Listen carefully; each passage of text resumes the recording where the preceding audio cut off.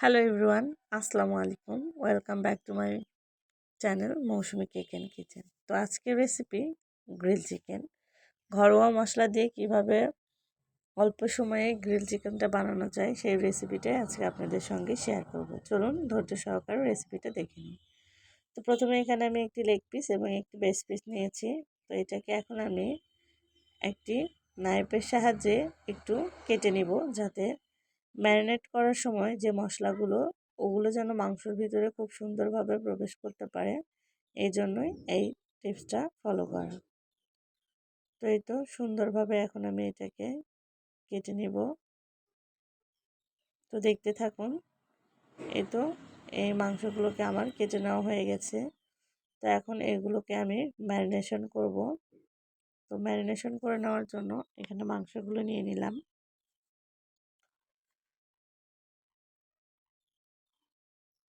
তো মাংসগুলোকে নেওয়ার পরে এখন আমি এর মধ্যে অ্যাড করে দিব হচ্ছে মশলাগুলো।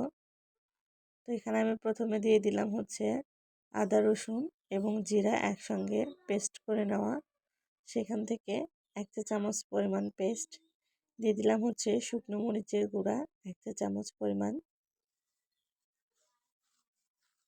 দিয়ে দিলাম হচ্ছে এখানে ব্ল্যাক পেপার দিয়ে দিলাম হচ্ছে 1/2 টিস্পুন, সয়া সস দিয়ে দিলাম হচ্ছে 1 টেবিল স্পুন, দিয়ে দিচ্ছি হচ্ছে বারবিকিউ যে সসটা আছে এটা দিয়ে দিলাম হচ্ছে 1 চা চামচ পরিমাণ,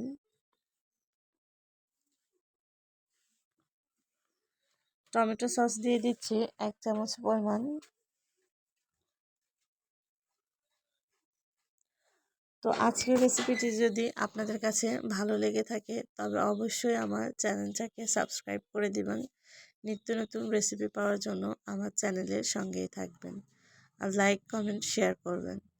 তো এই তো কথা বলতে বলতে এখানে একটি ডিম থেকে অর্ধেক ডিমের অংশ এখানে আমি নিয়ে নিলাম। তো এগুলোকে দিয়ে আমি সুন্দরভাবে মাংসের সঙ্গে ম্যারিনেট করে নেব।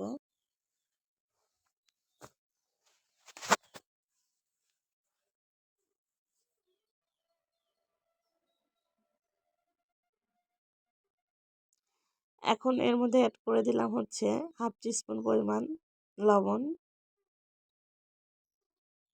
অ্যাড করে দিচ্ছি হচ্ছে 2 টেবিল স্পুন পরিমাণ চালের গুঁড়া এবং 2 টেবিল স্পুন পরিমাণ হচ্ছে ময়দা, আর দিয়ে দিচ্ছি হচ্ছে একটু জর্দার রং।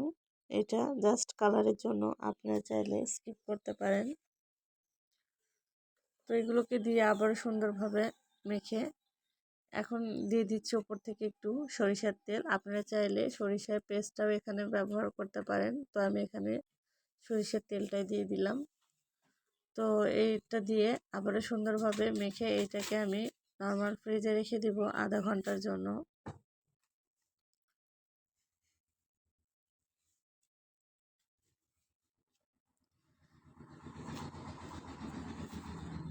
তো এখানে আমি এখন অ্যাড করে দিব হচ্ছে 1 স্লাইস পরিমাণ লেবুর রস, আর দিয়ে দিব হচ্ছে গুঁড়ো দুধ। এই দুইটা আমি ম্যারিনেট করার সময় ভুলে গিয়েছিলাম। তো এই তো এখন এটাকে দিয়ে নিচ্ছি। আপনারা যখন ম্যারিনেশন করবেন তখন এটা দিয়ে দিবেন। তো আমি ভুলে গেছিলাম। তো এই তো এখন এটাকে আমি ফ্রাই করব। তো ফ্রাই করার জন্য একটা ফ্রাই প্যানে আমি দিয়ে দিলাম হচ্ছে রান্না করা রেগুলার তেল। এখানে আমি 1/4 কাপ পরিমাণ তেল দিয়েছি। তো দিয়ে এখন মাংসগুলোকে আমি এখানে দিয়ে দিলাম, দিয়ে এটাকে মিডিয়াম টু লো আছে আমি ভাজবো। অবশ্যই মিডিয়াম টু লো আছে এটাকে ভাজতে হবে, কেননা হাই হিটে ভাজলে মাংসটা ভিতর থেকে কুক না হয়ে ওপর থেকে পুড়ে যাওয়ার সম্ভাবনাটাই বেশি থাকবে। তো আমার কথার মধ্যে যদি কোনো ভুল ত্রুটি হয়ে থাকে অবশ্যই ক্ষমা সুন্দর দৃষ্টিতে দেখবেন, আর আমার চ্যানেলটাকে অবশ্যই সাবস্ক্রাইব করে দিবেন নতুন হয়ে থাকলে। তো এই তো কথা বলতে বলতে আমার ফ্রাইগুলো হয়ে গেল, এটা আমি উঠাই নিলাম। তো এই তো এটা আপনারা নান রুটির সঙ্গে পরোটার সঙ্গে এইভাবে সার্ভ করতে পারেন। এগুলো সব কিছু আমার বাসায় বানানো। এই তো আমি নান রুটিটাও বানিয়ে নিয়েছি। এই রেসিপিটা অন্যদিন শেয়ার করব। তো ভালো থাকবেন। আল্লাহ হাফেজ।